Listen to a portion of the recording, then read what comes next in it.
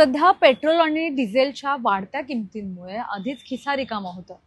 त्यात आता आयटी कंपन्यांमध्ये काम करणाऱ्या कर्मचाऱ्यांसाठी एक नवी डोकेदुखी समोर आली। घरून काम करायचं की ऑफिसला जायचं या वादात आता थेट तुमच्या पगारावर आणि इन्सेंटिव्हजवर गदा येण्याची शक्यता निर्माण झाली। नेमकं काय घडतंय आणि याचा तुमच्या खिशावर कसा परिणाम होणार आहे हेच आपण आज या व्हिडिओमध्ये अगदी सोप्या भाषेत समजून घेणार आहोत। तर गोष्ट अशी आहे की सध्या पश्चिम आशियामध्ये सुरू असलेल्या युद्धामुळे जगभरात इंधनाचा तुटवडा निर्माण झाला।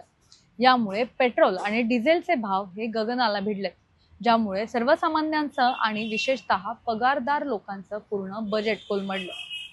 यावर तोडगा म्हणून आणि इंधनाची बचत व्हावी यासाठी पंतप्रधान नरेंद्र मोदी यांनी कंपन्यांना एक सल्ला दिला होता। त्यांनी सांगितलं होतं की कंपन्यांनी कर्मचाऱ्यांना पुन्हा एकदा वर्क फ्रॉम होम म्हणजेच घरून काम करण्याची परवानगी देण्याबाबत विचार करावा। सरकारचा हा हेतू खूप चांगला होता, पण आयटी क्षेत्रात याचे उलटेच परिणाम दिसायला सुरुवात झाली आहे। सध्या बहुतांश आयटी कंपन्यांमध्ये हायब्रिड मॉडेल सुरू झालंय, म्हणजेच आठवड्यातून 3 ते 4 दिवस ऑफिसला जाणं बंधनकारक आहे। पंतप्रधानांच्या आवाहनानंतरही अनेक कंपन्यांनी आपल्या ऑफिसला येण्याच्या नियमांमध्ये अजिबात सवलत दिलेली नाहीये। उलट आता ज्या काही मोठ्या आयटी कंपन्या आहेत त्यांनी एक नवीन पॉलिसी आणल्याची चर्चा आहे। ही पॉलिसी काय आहे तर या पॉलिसीनुसार जे कर्मचारी ऑफिसमध्ये येऊन काम करतील त्यांनाच परफॉर्मन्स इन्सेंटिव्ह किंवा बोनसचा फायदा मिळणार आहे आणि जे कर्मचारी घरून काम करतील त्यांना या फायद्यापासून लांब ठेवलं जात आहे। म्हणजे एक प्रकारे घरून काम करणाऱ्या कर्मचाऱ्यांचा पगार अप्रत्यक्षपणे कमी केला जातो, ज्यामुळे आयटी कर्मचाऱ्यांमध्ये कमालीची नाराजी पसरली आहे। या सगळ्या प्रकारावर आता फोरम फॉर आयटी एम्प्लॉईज या संघटनेने तीव्र आक्षेप घेतला।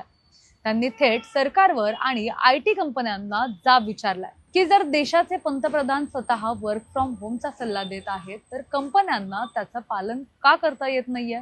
कोरोनाच्या काळात सुद्धा याच कर्मचाऱ्यांनी घरी बसून काम करून कंपन्यांना नफा टिकून दिला। हे कंपन्या इतक्या लवकर कशा विसरल्या आहेत असा प्रश्न सुद्धा विचारला जातो।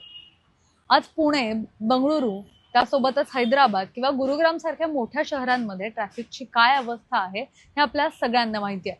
तासन तास ट्रॅफिकमध्ये अडकल्यामुळे कर्मचाऱ्यांचा वेळ, पैसा आणि मानसिक शांतता सगळंच वाया जात आहे। खरं तर घरून काम केल्यामुळे फक्त इंधनाचीच बचत होत नाही तर प्रदूषण कमी होतं, त्यासोबतच कर्मचाऱ्यांचा ताण कमी होतो आणि त्यांना आपल्या कुटुंबालाही वेळ देता येतो। एकीकडे आपण डिजिटल इंडिया आणि स्मार्ट वर्किंगच्या गप्पा मारतो, पण प्रत्यक्ष कामाच्या बाबतीत कंपन्या इतकं कडक आणि जुनाट नियमांना का चिटकून बसलेल्या आहेत हाच मोठा प्रश्न आहे। शेवटी मुद्दा एवढाच की इंधनाचे वाढते दर आणि ट्रॅफिकचा त्रास सहन करत ऑफिसला जावं तर खिशाला कात्री लागते आणि घरून काम करावं तर परफॉर्मन्स बोनसवर पाणी सोडावं लागतं।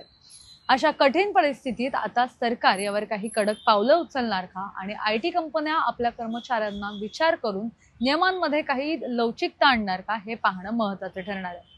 तुम्हाला याबद्दल काय वाटतं? कंपन्यांचा निर्णय हा योग्य आहे का?